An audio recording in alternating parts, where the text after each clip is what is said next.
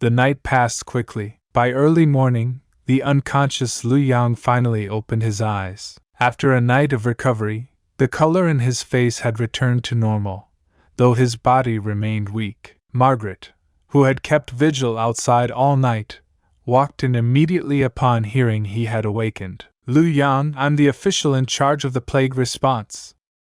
I have a few questions for you, and I need you to answer honestly. Do you understand?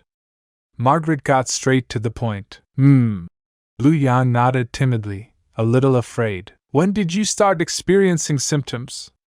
Margaret asked. I'm not sure how long I slept, but from what I remember, it started about 3 days ago. I suddenly felt dizzy, weak, and chilled all over. At first, I thought it was just a regular cold, so I took some over-the-counter medicine. But things kept getting worse. By the time I realized something was seriously wrong, it was too late. Lu Yang said weakly. Before the symptoms started, did you come into contact with any strangers? I rarely go out. But a few days ago, I did meet a girl I knew online. We'd been chatting for 2 years, and this was our first time meeting in person. She was very pretty and said she wanted to be my girlfriend. I was really happy and had dinner with her. Afterward, she said she was heading to Wugang City to visit a friend and left. Lu Yang explained. And that's when the symptoms began? I think so. Do you know who she was going to meet in Wugang City? No idea. Even though we chatted online for 2 years, we never really talked about our real identities. What name did she give you? She told me her name was Pei Nan. But whether that's her real name or not, I couldn't say. Describe Pei Nan's appearance in detail. Margaret snapped her fingers, signaling Su Lan to bring paper and a pen. Then, using Lu Yang's description, she began sketching seriously. After nearly an hour of revisions, they finally completed a decent likeness. When Lu Yang saw the drawing, his eyes lit up, and he nodded repeatedly. Yes. That's her. It's like 80 to 90% similar. Margaret nodded and handed the portrait to Su Lan. Find out who this woman is. And make it fast. Yes, ma'am. Su Lan acknowledged and quickly left. Besides this Pei Nan, did anything else unusual happen around you? Margaret asked again. No. Lu Yang shook his head. I spend most of my time at home playing games. I rarely go out. Everyone in the village can vouch for me. I have no more questions. Rest well. Margaret stood and turned to leave. She had already reviewed Lu Yang's background. It all checked out. A complete homebody. His parents died in a car accident years ago. He made a living doing in-game leveling services.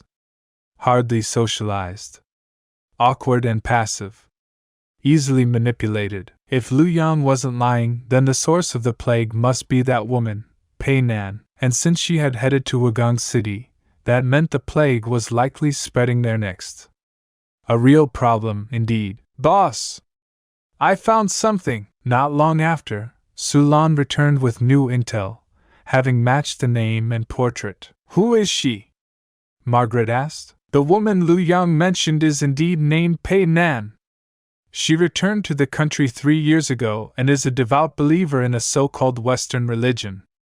She frequently spreads its teachings online. Su Lan reported. What about her parents or close contacts? Her parents died years ago. We can't yet confirm her overseas background, but she does have several close contacts here in the country. Have they been investigated? Yes. Just like Pei Nan, they all follow this Western faith, and she's the one who introduced them to it. I suspect this Western religion is just a cover for the White Bone cult, Su Lan said seriously. Margaret wasn't surprised. If the White Bone cult is making a comeback and spreading plagues again, they must have been preparing for this for a while. They wouldn't survive this long without a disguise. What are your orders now? Su Lan asked. Whether it's the White Bone cult or some fake Western religion, if they're harming people, we'll take them down, all of them. Margaret's tone turned ice cold. Start investigating this cult immediately. Focus on Pei Nan and track her down as soon as possible. I'll request authorization to lock down the southern provinces. We must snuff out this spark of revival before it becomes a wildfire. Understood? Sulan bowed and left again. Since Pei Nen didn't know many people in Wugang City, it wouldn't take long to trace her movements. How's the investigation going? Any leads? Just then, Dustin walked in yawning. He hadn't rested all night and looked exhausted. We found some clues. I believe we'll catch the person spreading the plague soon, Margaret replied. Good. Dustin let out a breath. Once we eliminate the source, cleaning up the rest will be much easier. Things are going a little too smoothly, Margaret murmured thoughtfully. If the White Bone cult revived just to conduct a blood ritual, it seems rather over the top. I suspect they have a deeper agenda. Whatever they're planning, once we catch someone we'll know, Dustin said calmly. All we can do now is wait. Margaret nodded. At that moment, a subordinate rushed in with a panicked expression. Princess! Bad news! We just received word. The plague has spread to Puching. Over 100 people have already been infected. And just can't accept it. This can't be the end yet. You promised to never leave, and now you're gone. Can't believe I can feel the world slipping away as you slowly fade from my everyday.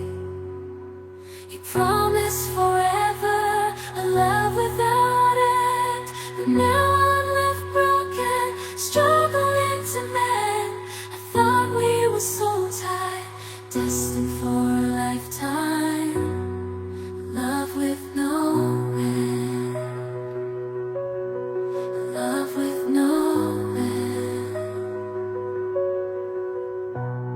Staying in my imagination, memorizing the past time, the secrets, the love, the care. Now they're echoes in the air. I still see your face in every place, feel your warmth, your gentle grace. But now there's just an empty space, and I'm lost in this endless chase. Keeping you in my heart, a piece of you I'll never let go. Though distance brings separation, in my